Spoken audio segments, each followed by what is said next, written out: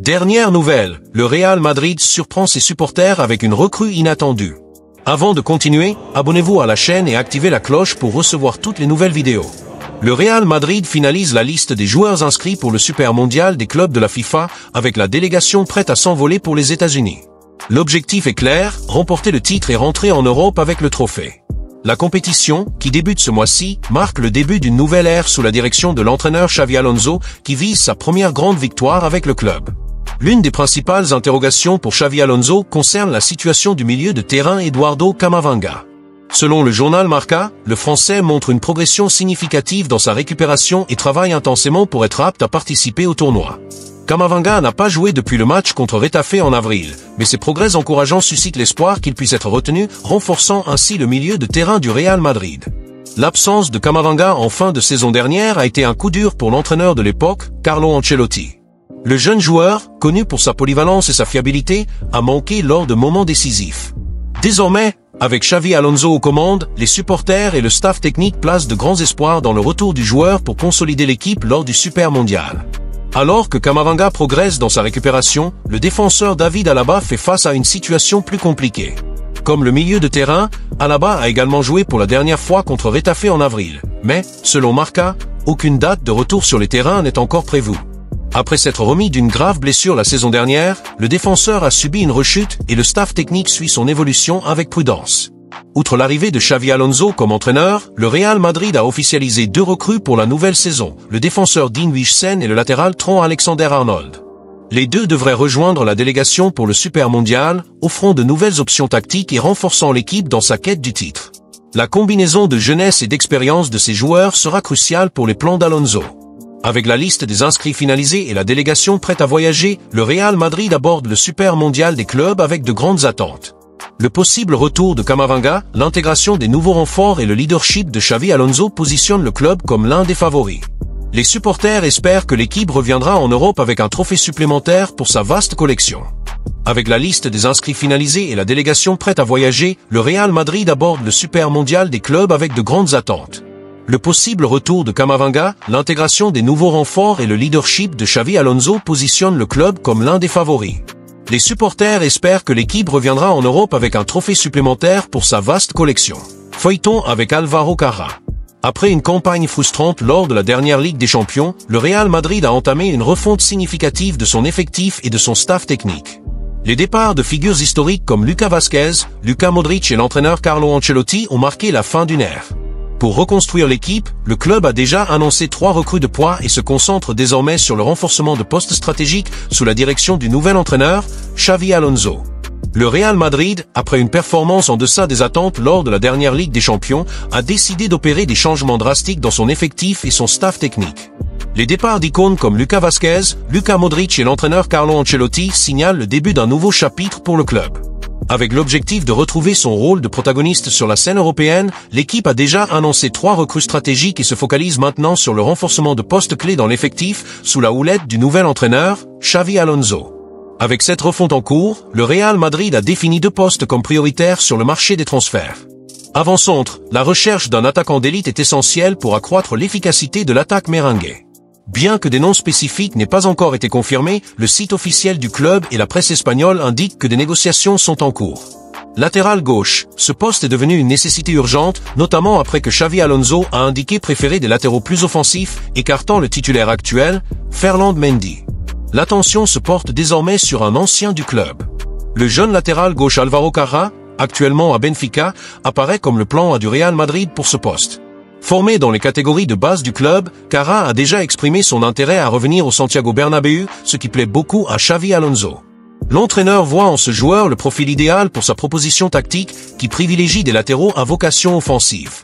Carra, gaucher et habile, est considéré comme une pièce stratégique pour le nouveau projet du club. Cependant, le recrutement de Carra rencontre une résistance de la part de Benfica. Selon le journal AS, le club portugais a rejeté une offre initiale de 40 millions d'euros du Real Madrid, exigeant 48 millions d'euros pour libérer le joueur. Les négociations restent intenses, le Real Madrid étant déterminé à conclure l'accord avant le 15 juin 2025. La position ferme de Benfica pourrait nécessiter un effort financier supplémentaire, mais l'optimisme règne au sein du club espagnol pour sceller le retour du jeune latéral. Avec Xavi Alonso à la barre et des recrues prometteuses comme Alexander-Arnold, Wijsen, potentiellement Alvaro Carra, le Real Madrid construit un effectif compétitif pour la prochaine saison. La recherche d'un avant-centre de poids et la résolution des négociations avec Benfica seront cruciales pour consolider le projet. Le club, porté par l'ambition de reprendre la tête du football européen, avance vers un avenir prometteur, mais semé de défis. Départ de Régnier. Le Real Madrid est largement reconnu pour sa capacité à réaliser des recrutements stratégiques, souvent orchestrés par le président Florentino Pérez, fréquemment salué pour sa vision du marché. Sous sa direction, le club a attiré des stars comme Cristiano Ronaldo, Kaká, plus récemment Vinicius Junior et Jude Bellingham. Cependant, tous les investissements du club ne se traduisent pas par un succès. Un exemple flagrant est le cas du Brésilien Régnier, dont le passage au Real Madrid est devenu synonyme de frustration. En 2019, le Real Madrid a déboursé 30 millions d'euros pour arracher Régnier, alors âgé de 17 ans, à Flamengo. Considéré comme l'une des plus grandes promesses du football brésilien, le milieu offensif est arrivé au club avec l'attente de devenir une pièce maîtresse à l'avenir. Cependant, depuis son arrivée, Régnier n'a jamais réussi à s'imposer, n'ayant même pas débuté avec l'équipe première du Real Madrid. Après son recrutement, Régnier a été envoyé en prêt dans plusieurs clubs pour gagner de l'expérience et s'adapter au football européen. Il est passé par des clubs comme le Borussia Dortmund, Allemagne, Frosinone, Italie, Girona, Espagne et, plus récemment, Grenade, Espagne. Malgré ces opportunités, le joueur n'a pas réussi à se distinguer. Lors de son passage à Grenade la saison dernière, par exemple, Régnier a disputé 25 matchs, marquant un seul but et délivrant une passe décisive, des chiffres modestes qui reflètent ses difficultés à s'imposer en Europe. Florentino Pérez, président du Real Madrid, est une figure presque mythique dans le monde du football. Connu pour sa capacité à transformer le club en une machine à titres et à profit, il a bâti sa réputation avec des recrutements majeurs qui ont marqué l'histoire, comme Zinedine Zidane, Ronaldo Phénoménal, Cristiano Ronaldo, plus récemment, de jeunes talents comme Vinicius Junior et Jude Bellingham. Sa vision stratégique et sa capacité à anticiper les tendances du marché des transferts ont fait du Real Madrid un modèle de gestion sportive. Cependant, le cas du Brésilien Régnier Jesus Carvalho, recruté en 2019 pour 30 millions d'euros, expose une rare faille dans ce système apparemment infaillible. Après des années de patience, des prêts infructueux et des attentes non satisfaites, Pérez semble avoir atteint les limites de sa tolérance, décidant que le joueur sera vendu de manière définitive lors de la prochaine fenêtre de transfert, même si cela implique d'assumer une perte financière considérable. La décision de vendre Régnier reflète un changement significatif dans l'approche du Real Madrid à l'égard du joueur. Lorsqu'il est arrivé au club à 17 ans, en provenance de Flamengo, Régnier était considéré comme un joyau rare. Sa technique, sa vision du jeu et sa polyvalence au milieu de terrain offensif le positionnaient comme un successeur potentiel de grands noms du club. L'investissement de 30 millions d'euros, bien que élevé pour un joueur si jeune, semblait justifié par le potentiel qu'il affichait. Cependant, ce qui a suivi fut une série de frustrations. Régnier n'a jamais réussi à s'adapter au football européen, rencontrant des difficultés tant sur le plan tactique que physique. Son passage par des clubs comme le Borussia Dortmund, Frosinone, Girona et Grenade, tous en prêt, n'a pas apporté le développement escompté. Au contraire, le joueur semblait régresser, accumulant des performances discrètes et des statistiques peu convaincantes.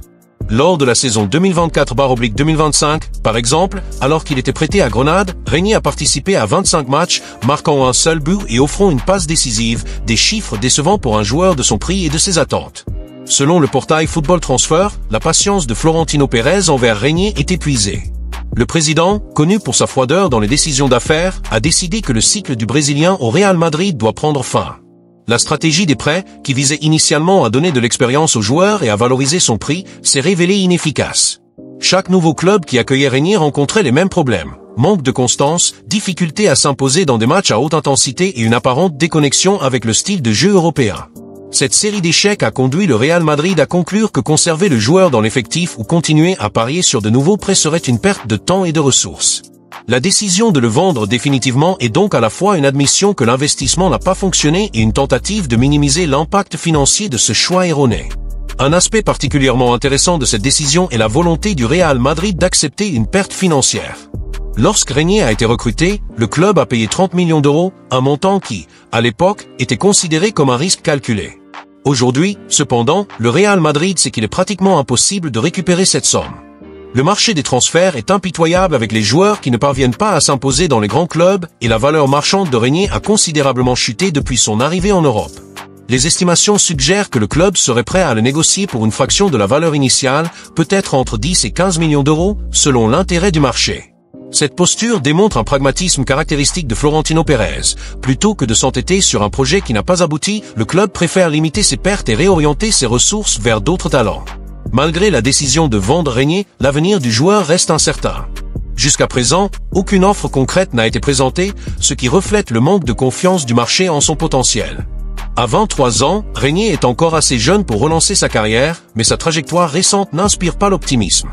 Des clubs brésiliens, comme Flamengo, Palmeiras et Santos, ont déjà manifesté de l'intérêt pour le rapatrier ces dernières années, généralement sous forme de prêt.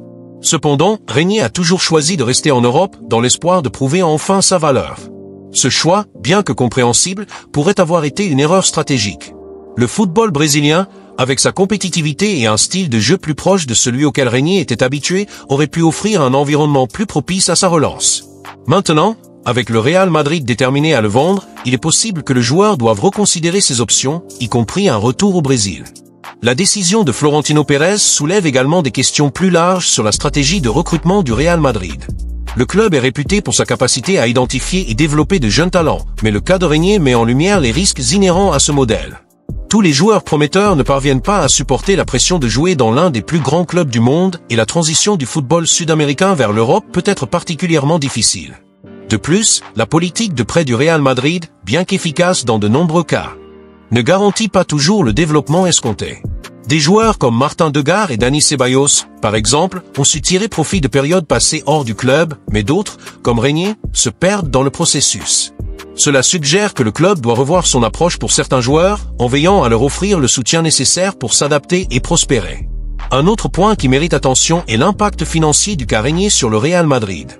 Bien que 30 millions d'euros puissent sembler un montant modeste par rapport aux sommes astronomiques déboursées pour des stars comme Kylian Mbappé ou Neymar, cette somme n'est pas négligeable. Pour un club qui opère avec des marges financières serrées, malgré ses revenus colossaux, chaque investissement doit être soigneusement planifié. La perte assumée dans la vente de Régnier, bien que nécessaire, rappelle que même le Real Madrid, avec toute son expertise, est sujet à des erreurs d'évaluation. Florentino Pérez, cependant, est connu pour sa capacité à tirer des leçons de ses erreurs, et il est probable que ce cas influencera les futures décisions sur le marché, rendant le club encore plus prudent lorsqu'il investira dans de jeunes promesses. Enfin, la décision de vendre Régnier reflète également la philosophie de Florentino Pérez de maintenir le Real Madrid comme un club orienté vers le succès immédiat. Contrairement à d'autres clubs qui peuvent se permettre d'attendre des années pour le développement d'un joueur, le Real Madrid opère sous une pression constante pour obtenir des résultats. Avec un effectif rempli de stars et des supporters exigeants, le club ne peut se permettre de conserver des joueurs qui ne contribuent pas directement à ses objectifs. Régnier, malheureusement, est tombé dans cette catégorie. Sa vente est donc non seulement une question financière, mais aussi une affirmation que le Real Madrid est focalisé sur le maintien de sa compétitivité au plus haut niveau.